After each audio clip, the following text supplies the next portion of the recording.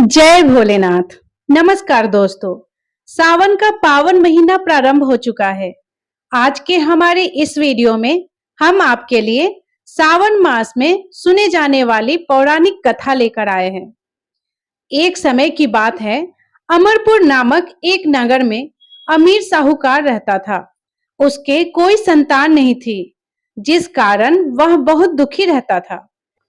संतान प्राप्ति के लिए वह हर सोमवार व्रत कर भोलेनाथ की पूजा किया करता था।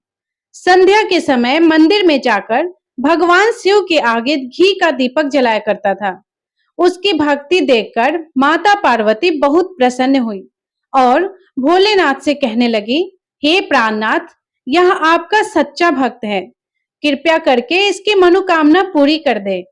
यह सुन भोलेनाथ बोले, पार्वती, पूर्व जन्म के कर्मों के कारण इसके भाग्य में संतान सुख नहीं है। परंतु माता पार्वती नहीं मानी।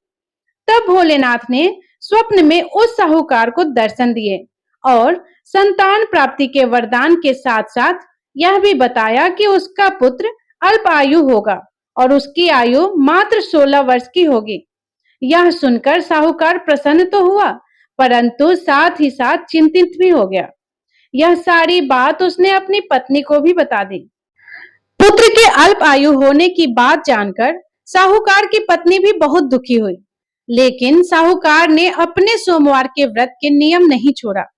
कुछ समय बाद साहूकार के घर में एक सुंदर पुत्र रत्न पैदा हुआ, जिसका नाम उन्होंने अमर रखा।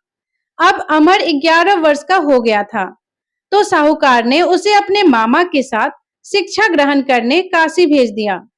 साहूकार ने उन्हें रास्ते के लिए कुछ धन दे दिया और कहने लगा, तुम जहां भी रात्रि में विश्राम करोगे, वहीं यज्ञ आदि करके ब्राह्मणों को भोजन करवा देना। अमर अपने मामा के साथ यात्रा पर निकल पड़ा। रास्ते में वह एक राज्य में पहुंचे, जहां राजकुमारी का विवाह हो रहा था।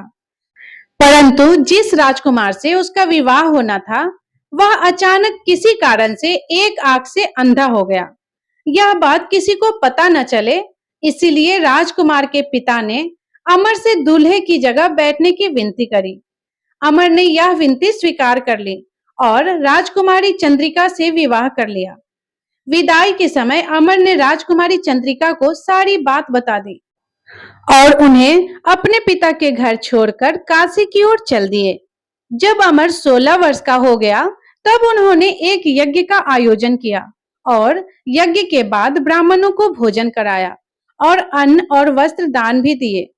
उसी रात्रि निद्रा में अमर की मृत्यु हो गई। उसके मामा जोर जोर से रोने लगे।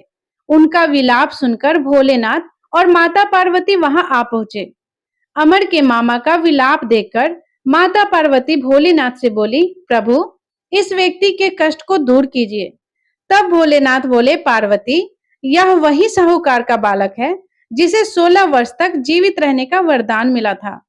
तब माता पार्वती ने भोलेनाथ से कहा, हे प्राणनाथ, इसके पिता 16 वर्ष से सोमवार का व्रत करते हुए आपको भोग लगाकर दीप प्रज्वलित करते हैं। कृपा कर उनके दुख दूर कीजिए। माता पार्वती की ऐसी प्रार्थना सुनकर भोलेनाथ ने अमर को जीवन वरदान दे दिया। वरदान प्राप्त होते ही अमर जीवित हो गया। स्वस्थ होते ही वह अपने नगर की ओर वापस लौटे चला। तब रास्ते में वह राजकुमारी चंद्रिका के पास आ पहुंचा। वहां के राजा और राजकुमारी चंद्रिका ने अमर को पहचान लिया। राजा ने राजकुमारी चंद्रिका को अमर के साथ उसके घर की ओर विदा किया। वहीं दूसरी ओर साहूकार और साहूकारनी यह जानते थे कि 16 वर्ष की आयु में उनके पुत्र की मृत्यु निश्चित है। इस कारण वह बहुत दुखी थे और कष्ट में अपना जीवन बिता रहे थे। तभी उनका पुत्र अमर राजकुमारी चंद्रिका के साथ घर पहुंच गया। अमर को अपनी नवविवाहिता पत्नी के साथ देखकर साहूकार और साहूकारनी बहुत प्रसन्न हुए। उसी रात भोलेनाथ ने साहूकार को स्वप्न में दर्शन दिए और कहने लगे, हे साहूकार, तुम्हारे सोमवार के व्रत से प्रसन्न होकर मैं तुम्हारे पुत्र को लंबी आयु प्रदान कर रहा हूँ। हे भोलेनाथ, जैसा दुख आपने पहले साहूकार और साहूकारनी को दिया था, वैसा किसी को मत देना और जैसे बाद में उनके पुत्र को लंबी आयु प्रदान करी, वैसे ही इस कथा को कहने वाले, सुनने वाले और हुंकार भरने वाले सब पर कृपा करना। जय भोलेनाथ, जय मां पार्वती। तो प्रिय श्रोताओं, ये कथा आपको कैसी लगी? कमेंट करके अवश्य बताइएगा और वीडियो को लाइक कीजिएगा। कमेंट में जय भोलेनाथ अवश्य लिखिएगा। और यदि आप चैनल पे नए होंगे तो चैनल को सब्सक्राइब करना बिल्कुल ना भूलिएगा। जय भोलेनाथ, हर हर महादेव। धन्यवाद।